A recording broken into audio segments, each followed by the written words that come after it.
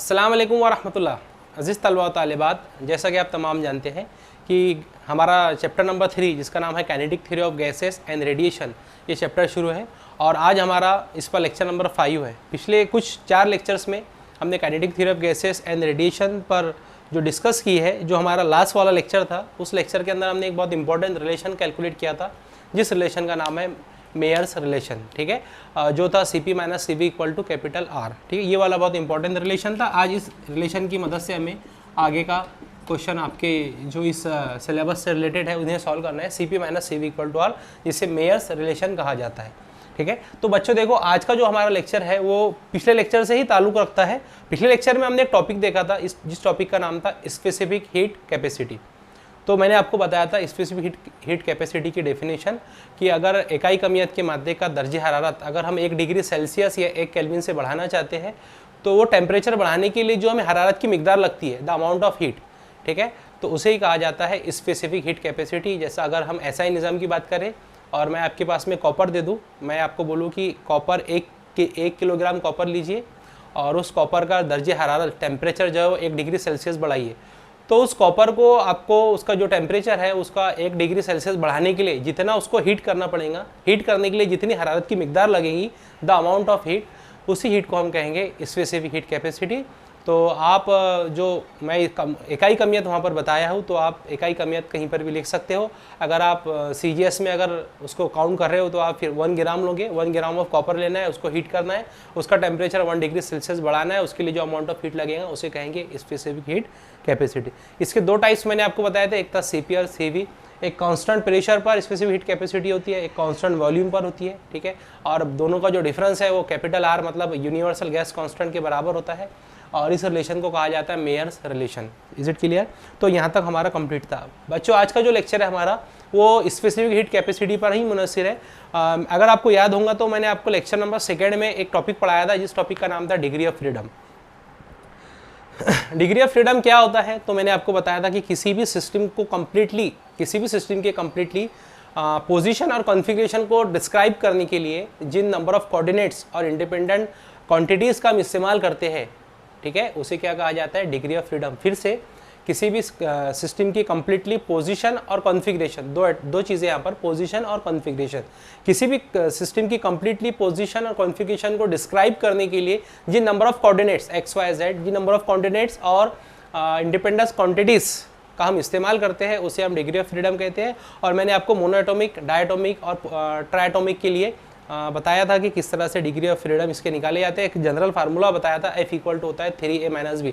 Actual में तमाम चीज़ें मैं इसलिए रिपीट कर रहा हूँ क्योंकि आज का लेक्चर जो है सबसे पहले आपका बेस बनाऊंगा। अगर आपका ये बेस क्लियर है तो आज आप जो टोटली मैथमेटिक्स हम लोग यहाँ करने वाले हैं, तो अगर आपका वो बेस क्लियर है तो आप मैथमेटिक्स आसानी से कर सकते हो, वरना आपके लिए बहुत मुश्किल होगी। तो एक तो आपको डिग्री ऑफ फ्रीडम पता होना चाहिए कि किसी भी सिस्टम को के कंप्लीटली पोजीशन और कॉन्फ़िगरेशन को एक्सप्लेन करने के लिए, डिस्क्राइब करने के लिए जिस नंबर ऑफ कोऑर्डिनेट्स का हम इस्तेमाल करते हैं उन्हें हम डिग्री ऑफ फ्रीडम कहते हैं। मोनोएटॉमिक, डायटॉमिक और ट्राइएटॉमिक की डिग्री ऑफ फ्रीडम मैंने आपको बता चुका हूँ। मोनोएटॉमिक में 3 ट्रांसलेशन डिग्री ऑफ फ्रीडम होते हैं। जैसे मैंने एग्जांपल बताया था आपको, हीलियम, उसमें 1 मॉलिक्यूल होता है, इसके लिए वो सिर्फ ट्रांसलेशन मोशन परफॉर्म कर सकता है, तो वहाँ पर उसके 3 ट्रांसलेशन डिग्री ऑफ फ्रीडम रहते थे। इसी के साथ साथ में हमने डायटॉमिक देखा। अगर रिजिड वाला डायटॉमिक है तो उसके 5 डिग्री ऑफ फ्रीडम होते हैं, जिसमें कि 3 ट्रांसलेशनल होते हैं, 2 रोटेशनल होते हैं। लेकिन अगर नॉन रिजिड होता है, मतलब अगर वाइब्रेट कर सकता है, ऑसिलेट कर सकता है, तो वहाँ पर 7 डिग्री ऑफ फ्रीडम होंगे। एडिशनल में 2 डिग्री ऑफ फ्रीडम वहाँ पर आपको ऐड करने हैं। ठीक है, इसी के साथ साथ में देखो बच्चों, जो आपका इस साल का जो सिलेबस है, मतलब जो आप लोग अभी फेस करने वाला एग्जाम, महाराष्ट्र स्टेट बोर्ड ने कुछ सिलेबस को रिड्यूस किया है। लेकिन ना, जो सिलेबस में जो चीज़ें रिड्यूस की गई है, जैसे डिग्री ऑफ फ्रीडम और उसी के साथ साथ में law of equipartition of energy, ये दोनों टॉपिक को रिड्यूस किया गया है। लेकिन अगर ये 2 टॉपिक आपको नहीं पता तो आप बहुत सारे रिलेशंस को नहीं परफॉर्म कर सकोगे। तो एक्चुअल में आपके सिलेबस से रिड्यूस है। आपने अगर नहीं भी पढ़ा, एग्ज़ाम के लिए नहीं भी तैयारी किया, तो आपको चल जाएगा इसका। लेकिन जैसे आपको ये टॉपिक पता होना चाहिए। अगर आपको डिग्री ऑफ फ्रीडम नहीं पता तो आप आगे की कैलकुलेशन नहीं कर पाओगे। उसी के साथ साथ में law of equipartition of energy मैंने शायद आपको नहीं बताया हो, वो अगर आपको लॉ नहीं पता तो मेरा नहीं ख्याल आप इस कैलकुलेशंस को कर सकोगे। तो डिग्री ऑफ फ्रीडम तो मैंने आपको बता दिया कि कंप्लीटली किसी सिस्टम के पोजीशन और कॉन्फ़िगरेशन को डिस्क्राइब करने के लिए जिन नंबर ऑफ कोऑर्डिनेट्स का हम इस्तेमाल करते हैं उन्हें डिग्री ऑफ फ्रीडम कहते हैं। एक चीज़ रह गई थी जिसका नाम था law of equipartition of energy. तो देखिए इसके नाम से ही पता चल रहा है, इसकी डेफिनेशन आपको क्या बताना है। लॉ ऑफ इक्वी मतलब equal partition, law of equi partition of energy है ना, law of equi partition of energy. ये बहुत इंपॉर्टेंट रिलेशन है, बहुत इंपॉर्टेंट लॉ है जो सिलेबस से रिड्यूस किया गया है। ये सिलेबस ना पता है, ये वाला जो लॉ है, ये लॉ क्या बोलता है, मैं आपको जनरली बता देता हूँ। ये लॉ ये बोलता है कि किसी भी गैस की जो एनर्जी होती है ना, तो वो ना उस गैस के जो डिग्री ऑफ फ्रीडम्स होते हैं उनमें ना इक्वली डिस्ट्रीब्यूट होती है। बात समझ में आ रही है आपको कि जो एनर्जी ऑफ गैस होती है वो ईच डिग्री ऑफ फ्रीडम को, मतलब उसमें जितने डिग्री ऑफ फ्रीडम है सबको इक्वली डिस्ट्रीब्यूट होती है। और हर डिग्री ऑफ फ्रीडम के लिए जो एनर्जी होती है, यानी ईच डिग्री ऑफ फ्रीडम के लिए जो एनर्जी होती है वो एनर्जी होती है हाफ के बी टी। कितनी होती है? हाफ के बी टी, जहाँ पर के बी जो है वो बोल्ट्जमैन कांस्टेंट है और टी जो है वो एब्सोल्यूट टेम्परेचर है। ठीक है, तो ये लॉ आपको, मुझे ऐसी उम्मीद है समझ में आया होगा। इक्वी पार्टीशन ऑफ एनर्जी है, इसका मतलब क्या है? इसका मतलब यह है कि किसी भी गैस की जो एनर्जी होती है वो उसके हर डिग्री ऑफ फ्रीडम को इक्वली डिस्ट्रीब्यूट होती है, मतलब मसावी तौर पर तकसीम होती है। और हर डिग्री ऑफ फ्रीडम को कितनी एनर्जी मिलती है? तो आंसर है हर डिग्री ऑफ फ्रीडम को कितनी एनर्जी मिलती है पर मॉलिक्यूल के हिसाब से अगर देखा जाए तो हाफ के बी टी, यानी कि हर मॉलिक्यूल को कितनी एनर्जी मिलेगी? हाफ के बी टी। ठीक है, तो जैसा अगर हम मोनोएटॉमिक की बात करते थे तो मोनोएटॉमिक में कितने डिग्री ऑफ फ्रीडम होते हैं? तो मोनोएटॉमिक में 3 ट्रांसलेशन डिग्री ऑफ फ्रीडम होते हैं। तो फिर उसका एनर्जी कितनी होगी मोनोएटॉमिक गैस की? तो 3 मल्टीप्लाई बाय हाफ के बी टी। ठीक है, क्योंकि इसमें 3 ट्रांसलेशन डिग्री ऑफ फ्रीडम है, इसलिए 3 मल्टीप्लाई बाय हाफ के बी टी। अगर हम डाई में जाते हैं तो 5 डिग्री ऑफ फ्रीडम होते हैं, 5 मल्टीप्लाई बाय हाफ के बी टी। अब अगर हम नॉन डिजिट डाई में जाते हैं तो फिर 7 मल्टीप्लाई बाय हाफ के बी टी। अगर हम ट्राई में जाते हैं तो 6 या 7 मल्टीप्लाई बाय हाफ के बी टी। इस तरह से आप मल्टीप्लाई कर सकते हो। तो law of equipartition of energy क्या बोलता है? द एनर्जी ऑफ गैस, मतलब जो गैस की जो एनर्जी होती है वो इक्वली डिस्ट्रीब्यूट होती है among the each degree of freedom, और हर डिग्री ऑफ फ्रीडम को जो एनर्जी मिलती है पर मॉलिक्यूल्स वो कितनी होती है? होती है हाफ के बी टी। ये सिलेबस से रिड्यूस किया गया है, अगर आपने इसके एग्जाम के लिए नहीं भी तैयारी की है तो भी आपको चल जाएगा। लेकिन आपको इसका नॉलेज पता होना चाहिए कि हर डिग्री जो एनर्जी होती है गैस की वो तमाम ईच डिग्री ऑफ फ्रीडम में इक्वली डिस्ट्रीब्यूट होती है, और हर एक के लिए जो एनर्जी होती है पर मॉलिक्यूल वो कितनी होती है? हाफ के बी टी। मैं ना इसको आपको law of equipartition of energy को याद रखने का बहुत आसान तरीका बताता, वो ये है, इसका याद रखने का तरीका यह है कि एनर्जी पर डिग्री पर मॉलिक्यूल पर डिग्री पर मॉलिक्यूल इक्वल टू क्या होता है? इक्वल टू होता है हाफ के बी टी। ये है आपका law of equipartition of energy, short में आपको याद रखना है, आपको जो बहुत काम आने वाला है। एनर्जी पर डिग्री पर मॉलिक्यूल कितना होता है? हाफ के बी टी। ओके, इसे कहा जाता है law of equipartition of energy. और मैंने आपको बताया डिग्री ऑफ फ्रीडम के किसी भी सिस्टम की कंप्लीटली पोजीशन और कॉन्फ़िगरेशन को एक्सप्लेन करने के लिए, डिस्क्राइब करने के लिए जिन नंबर ऑफ कोऑर्डिनेट्स का इस्तेमाल किया जाता है उन्हें क्या कहा जाता है? उन्हें कहा जाता है डिग्री ऑफ फ्रीडम। और जो एनर्जी होती है किसी भी गैस की वो इस डिग्री ऑफ फ्रीडम में जो होती है इक्वली डिस्ट्रीब्यूट होती है, और हर एक के लिए जो एनर्जी पर डिग्री पर मॉलिक्यूल जो होता है वो कितना होता है? हाफ के बी टी। यहाँ तक तो हमारा हो चुका था। उसी के साथ साथ में अभी हमारा लेक्चर शुरू नहीं हुआ, मैं सिर्फ आपका बेस बना रहा हूँ। उसी के साथ साथ में एक और इक्वेशन देखी थी कि डी क्यू इक्वल टू क्या था? तो डी क्यू इक्वल टू था आपके पास में N C V into delta T. यहाँ पर क्यू था पहले, बाद में हमने उसको डी क्यू किया था। Q equal to N C V into delta T. पिछले वाले लेक्चर में मैंने आपको बताया हूँ ये इक्वेशन कैसे आई है। तो फिर हमने इसको इस तरह से लिखा था D Q equal to N C V, और ये हो गया था आपके पास में डी टी। ठीक है, इस इक्वेशन को याद रखना। यहाँ से ना हम एक फार्मूला कैलकुलेट कर सकते हैं, हम यहाँ से सी वी निकाल सकते हैं। तो सी वी आपके पास में क्या होगा? सी वी आपके पास में होगा D Q upon N into D T. इस इक्वेशन का हमें काम है आगे C V equal to D Q upon N D T. इस इक्वेशन का हमें बहुत ज़्यादा यूज़ है, इसलिए इस इक्वेशन को याद रखना है। क्या हम इसी पर से सी पी के लिए भी इक्वेशन लिख सकते हैं? सी पी इक्वल टू क्या होगा? C P equal to D Q upon N into D T.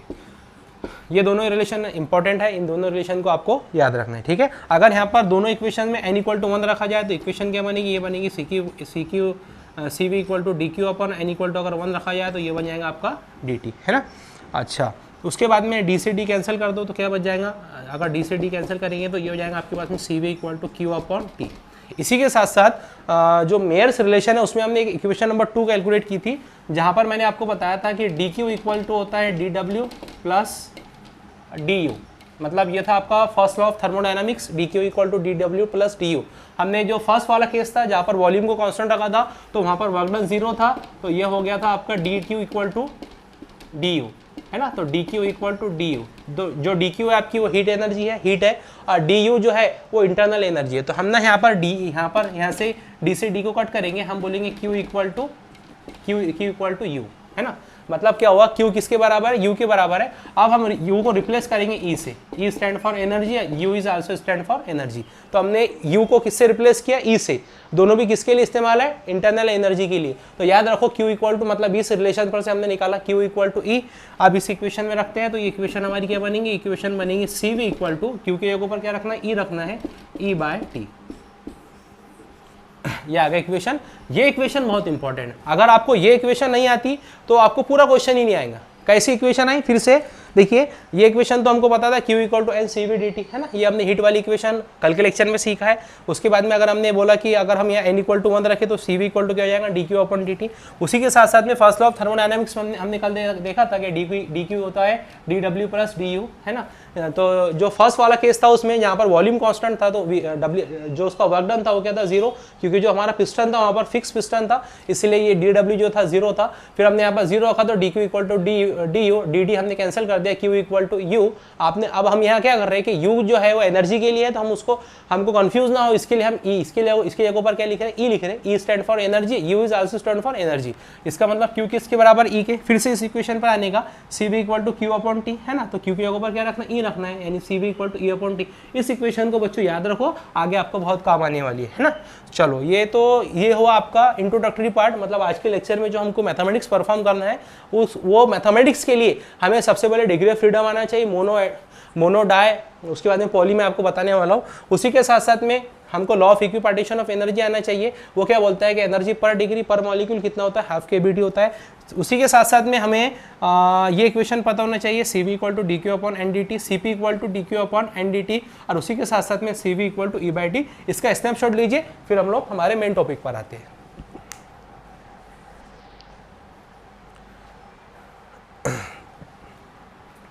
दो मिनट यहाँ पर एक बात और देख लीजिए कि जो मेयर्स रिलेशन तो आपको पता है Cp minus Cv equal to R होता है, ठीक है, ये भी आपको पता है। और एक इक्वेशन मैंने आपको बोल्ट्जमैन कांस्टेंट के फॉर्म में निकाल के दिया था कि बोल्ट्जमैन कांस्टेंट होता है Kb equal to R upon Na।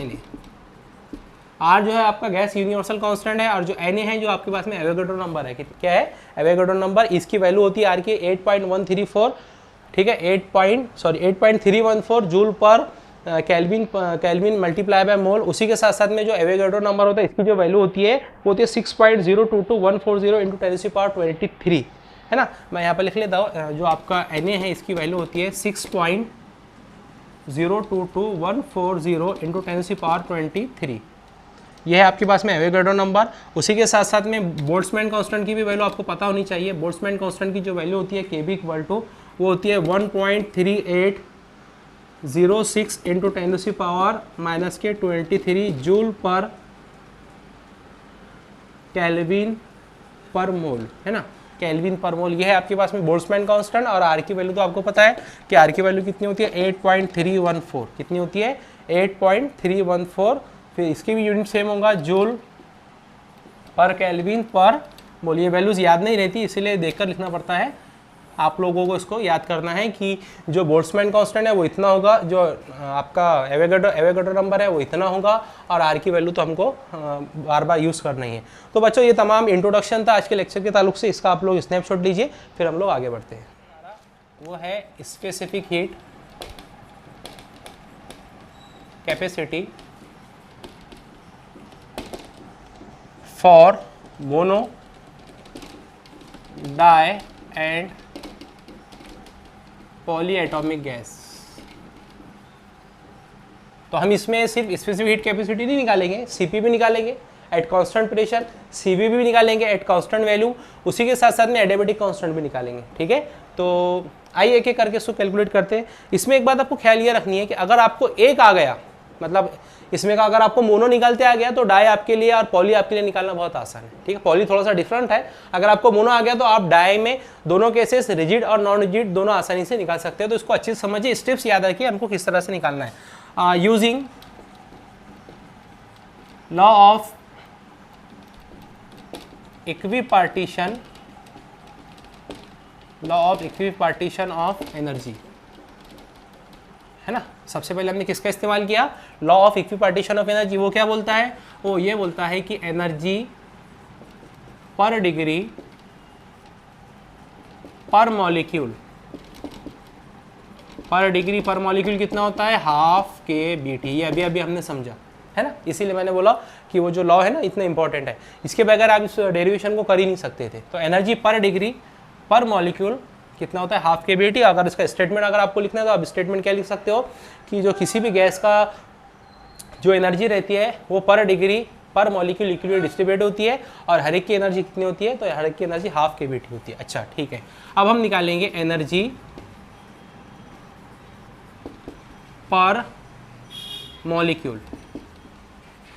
क्या निकालेंगे, एनर्जी पर मॉलिक्यूल। ठीक है, तो अब हम बात कर रहे हैं मोनो एटॉमिक की। सबसे पहले हम किसका ले रहे हैं, मोनो एटॉमिक का, है ना। तो यहाँ पर आप हेडिंग डाल सकते हो कि हम सबसे पहले किसका निकाल रहे हैं, मोनो एटॉमिक गैस का। तो मोनो एटॉमिक गैस में एनर्जी पर मॉलिक्यूल, मोनो एटॉमिक गैस में कितने मॉलिक्यूल होते हैं, तो सिंगल मॉलिक्यूल होता है, और उसका डिग्री ऑफ फ्रीडम कितना होता है। तो आप सभी को पता है, पिछले लेक्चर्स में हमने बहुत सारी बार डिस्कस भी किया है कि जो मोनो एटॉमिक गैसेस होता है उनका जो डिग्री ऑफ फ्रीडम होता है उसके पास में 3 ट्रांसलेशन डिग्री ऑफ फ्रीडम होता है। कितना होता है, 3। इसका मतलब एनर्जी पर मॉलिक्यूल को मैं किससे मल्टीप्लाई करूंगा, 3 मल्टीप्लाई बाय हाफ के बीटी। अगर इसका 5 डिग्री ऑफ फ्रीडम होते तो 5 से मल्टीप्लाई करते, 7 होते तो 7 से करते। लिहाजा जो मोनो एटॉमिक है उसमें 3 डिग्री ऑफ फ्रीडम होते हैं, इसलिए 3 से मल्टीप्लाई किया। तो हमारे पास में क्या आ गया, हमारे पास में आ गया एनर्जी पर मॉलिक्यूल कितना आ गया, ये हो गया आपके पास में 3/2 kBT। ठीक है, यहाँ पर के बी बोल्ट्जमैन कांस्टेंट है, जो टी जो है वो एब्सोल्यूट टेम्परेचर है। ठीक है, चलो यहाँ तक तो हो गया। अब हम निकालेंगे एनर्जी पर मोल। क्या निकालेंगे, एनर्जी पर मोल। एक मोल में कितने मॉलिक्यूल हो सकते हैं, तो आंसर है एक मोल में एवोगैड्रो नंबर्स इतने मॉलिक्यूल होते हैं। तो हम क्या करेंगे, यहाँ पर देखो बच्चों, हम इसको करेंगे 3/2 kBT, इसको मल्टीप्लाई करना है Na से। किससे मल्टीप्लाई करना है, Na क्या है, एवोगैड्रो नंबर।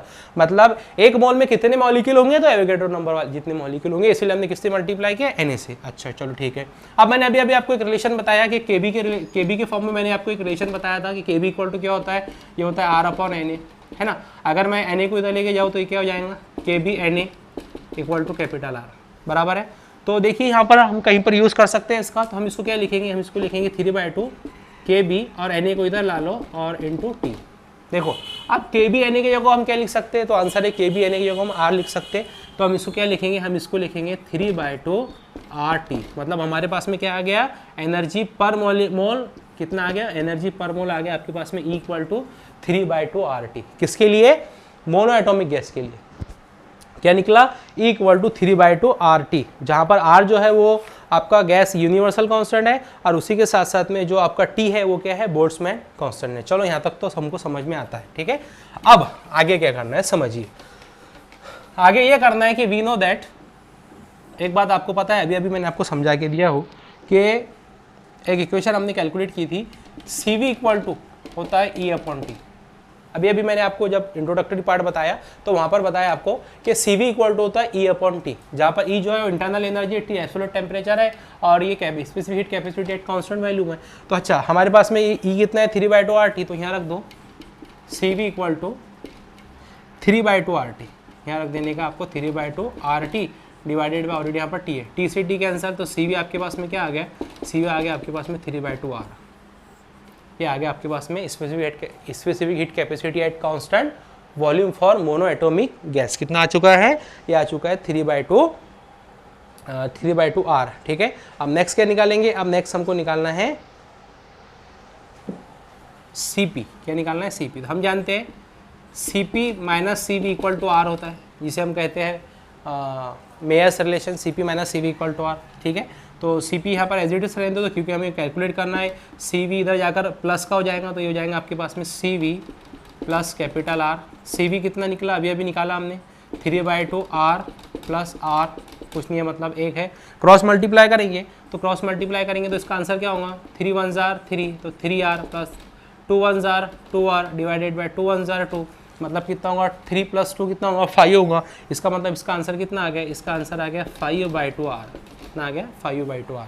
देखिए Cp कितना, Cv कितना आया 3/2R और Cp कितना आया 5/2R। अब लास्ट चीज़ हमारी बाकी है इसमें, जिसे कहा जाता है एडियाबेटिक कांस्टेंट। देखिए यहाँ बता देता हूँ आपको एडियाबेटिक कांस्टेंट क्या होता है। एडियाबेटिक कांस्टेंट होता है रेशियो ऑफ Cp और Cv, है ना। Cp और Cv का रेशियो है। तो Cp कितना है आपके पास में, Cp निकला है 5/2R डिवाइडेड बाय Cv कितना निकला है, Cv निकला है 3/2R, ठीक है। R cancel, 2 cancel. इसका मतलब एडियाबेटिक कांस्टेंट कितना निकला है, ये निकला आपके पास में फॉर मोनो एटॉमिक गैस 5/3, ठीक है। तो सबसे पहले Cv निकला मोनो के लिए 3/2R, उसके बाद में Cp निकला मोनो के लिए 5/2R और एडियाबेटिक कांस्टेंट निकला आपके पास में 5/3। इन तमाम का स्नैपशॉट लीजिए, फिर हम लोग आगे बढ़ते हैं। अब आपको क्या करना है सुनिए। अब आपको सेकंड में आपको बता देता हूँ डायटोमिक फॉर रिजिड और नॉन रिजिड आपको निकालना है ना। तो डायटोमिक देखो पूरा प्रोसेस सेम रहेगा, सिर्फ आपको करना क्या है, law of equipartition of energy का इस्तेमाल करेंगे कि एनर्जी पर डिग्री पर मॉलिक्यूल। आप किसके निकले आ रहे हैं, ये मोनो के लिए था, आप किसके निकाल रहे हैं, डायटोमिक के लिए। तो बी है हमारा, यहीं पर बता दे रहा हूँ मैं आपको, डायटोमिक गैस। देखिए मेरी ये आदत नहीं है कि मैं पहले से बोर्ड पर लिखूँ और आपको पढ़ाऊँ, लेकिन एक्चुअल में ये इसी से रिलेटेड है, इसीलिए मैं यहाँ से इसको क्लीन नहीं कर रहा हूँ, वरना मैं आपको ये पूरा साफ कर दोबारा से डेरिवेशन करवा सकता हूँ, इतना टाइम हमारा बच जाएगा, है ना। तो आपको मुझे इसी उम्मीद है समझ में आ जाएगा कि डायटोमिक गैस निकाल रहे हैं हम रिजिड के लिए, ठीक है। तो रिजिड के लिए अगर हम निकाल रहे डायटोमिक के लिए, डायटोमिक मटेरियल के लिए, तो अगर रिजिड है हमारे पास में तो उसके लिए हम कैसे निकालेंगे, सुनिए। एनर्जी पर डिग्री पर मॉलिक्यूल हाफ kBT होगा, ठीक है।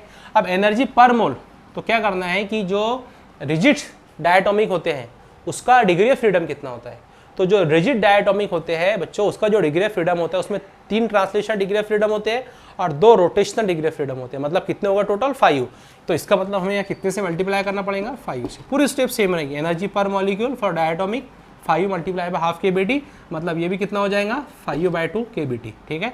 इसका मतलब फिर हम निकालेंगे एनर्जी पर मोल, तो ये भी कितना हो जाएगा 5/2 kBT मल्टीप्लाई बाय Na, तो ये भी कितना होगा 5/2 kBT। अच्छा, अब इसको सॉल्व करेंगे तो ये भी कितना बन जाएगा हमारे पास में 5/2 RT, मतलब E कितना निकल गया हमारे पास में 5/2 RT। फिर से हम जानते हैं CV = E/T होगा। अब यहाँ से हम थोड़ा सा इसको चेंज कर देते हैं। देखिए CV = क्या होता है, E/T होता है। E की वैल्यू आपके पास में क्या है, तो CV = E की वैल्यू हमारे पास में 5/2R, 5/2R T divided by T, T से T कैंसल, तो CV क्या निकल गया आपके पास में, CV निकल गया आपके पास में 5/2R, ये निकल गया CV, ठीक है। इसी तरह से CP निकालेंगे तो using Mayer's relation, CP - CV = capital R, CP = क्या होगा CV plus capital R। CV कितना है 5/2R है, प्लस यहाँ पर R है डिवाइडेड बाय 1। इसका मतलब क्या होगा 5 1s are 5R plus 2 1s are 2R divided by 2 1s are 1 1, यानी कि 5 + 2 7R डिवाइडेड बाय 2। इसका मतलब CP कितना निकला, CV निकला आपके पास में 7R/2, ठीक है। ये निकल गया CP। CV कितना निकला 5/2R और CP कितना निकला 7/2R। अब क्या करेंगे, अब बस इसके रेशियो में रख लेंगे एडियाबेटिक कांस्टेंट के। तो CP कितना है आपके पास में, CP है हमारे पास में 7R/2। उसी के साथ साथ में उसी के साथ साथ में CV कितना है, तो CV है हमारे पास में 5/2R, है ना। R से R कैंसल, 2 से 2 कैंसल, तो यहाँ क्या बचेगा, यहाँ बचेगा 7/5। कितना बचेगा 7/5 adiabatic constant for diatomic materials, और कौन से, रिजिड के लिए। अब ये तो रिजिड के लिए हुआ। अगर आप निकालना चाहो नॉन रिजिड के लिए, किसके लिए, नॉन रिजिड के लिए तो नॉन रिजिड के लिए आपको क्या करना पड़ेगा, तो देखो बच्चों बहुत सिंपल से स्टेप है। नॉन रिजिड में कितने कितने वो होते हैं डिग्री ऑफ फ्रीडम, तो उसमें 7 होते हैं। तो बस 5 की जगह पर आपको हर जगह 7 रखना है और डेरिवेशन को सेम सॉल्व करना है, और उसके आंसर्स मुझे आपको जरूर कमेंट बॉक्स में बताना है। देखिए मैं हर बार बोलता हूँ कि आपको कमेंट बॉक्स में आंसर देना, लेकिन सिर्फ 2-3 बच्चे कमेंट बॉक्स में आंसर देते हैं। इससे ऐसा लगता है कि यू आर डिसइंटरेस्टेड। तो बच्चों फिजिक्स में इंटरेस्ट पैदा कीजिए और मुझे जरूर इनके आंसर दीजिए कि अगर नॉन रिजिड के लिए हम डायटोमिक के लिए निकाले CP CV और एडियाबेटिक कांस्टेंट, तो वैल्यूज कितनी आएंगी, सॉल्व कीजिए। पहले इसका स्नैपशॉट लीजिए। अब निकालना है हमें पॉली एटॉमिक गैसेस के लिए, किसके लिए, पॉली एटॉमिक गैसेस के लिए। तो आइए हम निकालते हैं पॉली एटॉमिक गैस के लिए CP CV और एडियाबेटिक कांस्टेंट की हमको यहाँ पर कैलकुलेशंस करना है। तो देखिए पॉलीएटॉमिक गैस की हम अगर यहाँ कैलकुलेट करेंगे तो सबसे पहली स्टेप क्या होती थी, law of equipartition of energy क्या बोलता है, एनर्जी ये बोलता है कि एनर्जी पर डिग्री पर मॉलिक्यूल कितना होता है, तो ये होता है हाफ kBT, ठीक है। अच्छा, अब पॉलीएटॉमिक गैसेस की अगर बात की जाए तो इसमें कितने डिग्री ऑफ फ्रीडम होंगे, तो याद रखिए पॉलीएटॉमिक गैसेस के लिए जो डिग्री ऑफ फ्रीडम होते हैं वो 3 ट्रांसलेशनल डिग्री ऑफ फ्रीडम होते हैं, 3 रोटेशनल डिग्री ऑफ फ्रीडम होते हैं और F vibrational degree of freedom होते हैं। कितने, F फिर से पॉलीएटॉमिक गैस में कितने डिग्री ऑफ फ्रीडम होते हैं, 3 ट्रांसलेशनल, 3 रोटेशनल और F डिग्री ऑफ फ्रीडम होते हैं। इतनी चीज़ें आपको याद रखनी है। तो जो F जो होते हैं ये वाइब्रेशनल डिग्री ऑफ फ्रीडम होते हैं, ये रोटेशनल, आप यहाँ भी लगा सकते हो वाइब्रेशनल डिग्री ऑफ फ्रीडम, और 3 जो है वो रोटेशनल डिग्री ऑफ फ्रीडम। और हमेशा याद रखिए जो वाइब्रेशन में डिग्री ऑफ फ्रीडम होंगे वो 2 होंगे, काइनेटिक एनर्जी और पोटेंशियल एनर्जी के हिसाब से। तो यहाँ पर आप इसको मल्टीप्लाई बाय 2 भी कर सकते हो, ठीक है। तो इसको 2F रखने दीजिए वाइब्रेशनल डिग्री ऑफ फ्रीडम। अच्छा, अब हम क्या निकालेंगे, एनर्जी पर डिग्री पर मोल। अब हम निकालेंगे एनर्जी पर मॉलिक्यूल।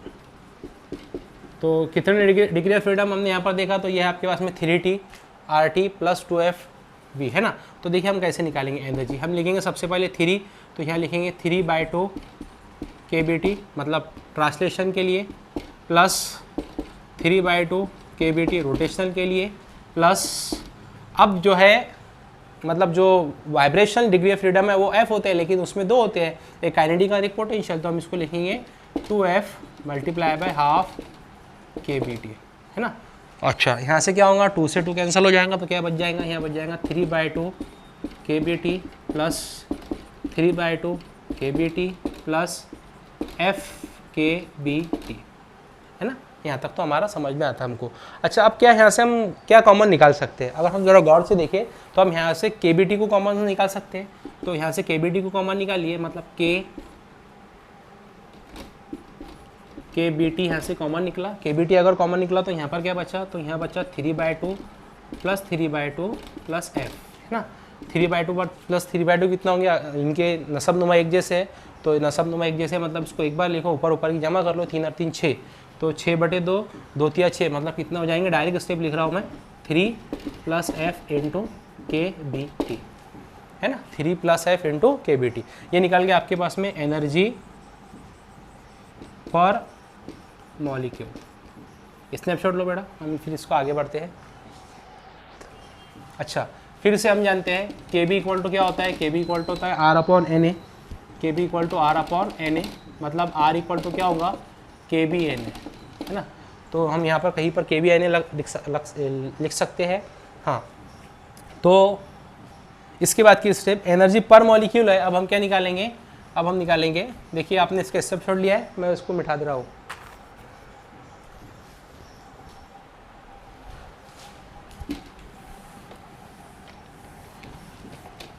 इसके बाद की स्टेप एनर्जी पर मोल, एक मोल में कितने मॉलिक्यूल हो सकते हैं, तो एवोगाड्रो नंबर इतने, तो ये कितना हो जाएगा 3 प्लस F kBT, और मल्टीप्लाई किससे करना है, एवोगाड्रो नंबर, है ना। तो ये क्या जाएगा 3 plus F kBNA into T, इसका मतलब 3 प्लस F और kBNA किसके बराबर है, RT के R के बराबर है। तो ये आ गया आपके पास में एनर्जी पर मोल, इतना आ गया एनर्जी पर मोल आपके पास में 3 प्लस F RT, ठीक है। यहाँ तक तो हुआ। अब आगे एनर्जी पर मोल, इसको लिख देता हूँ मैं, एनर्जी पर मोल कितना निकला है, 3 प्लस F RT। अब क्या निकालेंगे, अब हम निकालेंगे C, हम जानते हैं CB इक्वल टू क्या होता है, E/T होता है ना। तो आपके पास में E कितना आ गया, 3 plus F RT divided by T, है ना। T से T कैंसल, तो क्या बचेगा, CB इक्वल टू बचेगा आपके पास में 3 प्लस F R, ये है आपके पास में CV, मतलब specific heat at constant volume कितना आ गया, 3 plus F R for polyatomic gases, ठीक है। तो ये तो पॉली के लिए निकला। अब किसके लिए निकालेंगे, अब निकालेंगे CP निकला, अब CV निकला, अब CP निकालेंगे। वी नो दैट कि CP minus CV equal to होता है कैपिटल R, तो CP equal to CV plus capital R, इसका मतलब C P equal to C B कितना है आपके पास में, सी बी है 3 plus F, 3 plus F of R plus capital R से मल्टीप्लाई करो 3R plus F R plus R, है ना। तो 3 + 1 4R प्लस एफ आर, इसका मतलब सी पी इक्वल टू, यहाँ से R कॉमन निकालिए तो ये हो जाएगा 4 प्लस एफ इंटू आर, ये निकल गया आपके पास में सी पी। मतलब यह सी वी और ये है सी पी, सी वी भी निकल गया, सी पी भी निकल गया। अब क्या निकालेंगे, अब निकालेंगे एडियाबेटिक कांस्टेंट। तो वो क्या होता है, एडियाबेटिक कांस्टेंट बराबर होता है C P upon C V. C P कितना है, सी पी तो इतना है 4 plus F of R divided by C V कितना है 3 plus F of R, R से आर कैंसल, इसका मतलब एडियाबेटिक कांस्टेंट की वैल्यू कितनी आ गई, इसकी वैल्यू आ गई 4 plus F divided by 3 plus F, है ना। और यही हमको कैलकुलेट करना था, इसको मैं यही लिख देता हूँ। हाँ, ये वैल्यू इधर लिख देता हूँ। आर जो एडियाबेटिक कांस्टेंट है वो कितना है 4 plus F divided by 3 plus F. तो देखो बच्चों, ये भी क्वेश्चन हमारा मुकम्मल हुआ। पॉलीएटॉमिक के लिए सबसे पहले हमने सी बी निकाला, फिर सी पी निकाला और फिर एडियाबेटिक कांस्टेंट निकाला। ये तमाम चीज़ें इंपॉर्टेंट है, इसका स्नैपशॉट लीजिए। और आज का जो लेक्चर था हमारा यहीं पर मुकम्मल होता है। आज के लेक्चर में हमने क्या क्या निकाला, मोनोएटॉमिक के लिए सी पी, सी बी और एडियाबेटिक कांस्टेंट। डाई के लिए मैंने आपको रिजिड के लिए निकाल के बताया सी पी, सी बी और एडियाबेटिक कांस्टेंट। नॉन रिजिड के लिए मैंने आपको रिजिड के लिए निकाल के बताया, नॉन रिजिड के लिए आपको निकालना है। उसके बाद मैंने पॉली के लिए बताया कि पॉली के लिए आपको सी पी, सी बी की वैल्यू क्या आएंगी और एडियाबेटिक कांस्टेंट की वैल्यू क्या आएंगी। ये इंपॉर्टेंट रिलेशन है, एग्जाम में आ सकते हैं और नहीं एग्जाम में आए तो इस पर न्यूमेरिकल तो डेफिनेटली आता है। इसीलिए अच्छे से इसकी पढ़ाई कीजिए, एक दो बार प्रैक्टिस कीजिए, इंशाल्लाह आपको आ जाएगा। आज का लेक्चर यहीं हमारा मुकम्मल होता है। इंशाल्लाह नेक्स्ट लेक्चर हम लेकर जल्दी से जल्दी आपके लिए हाजिर होंगे। अस्सलाम वालेकुम व रहमतुल्लाह।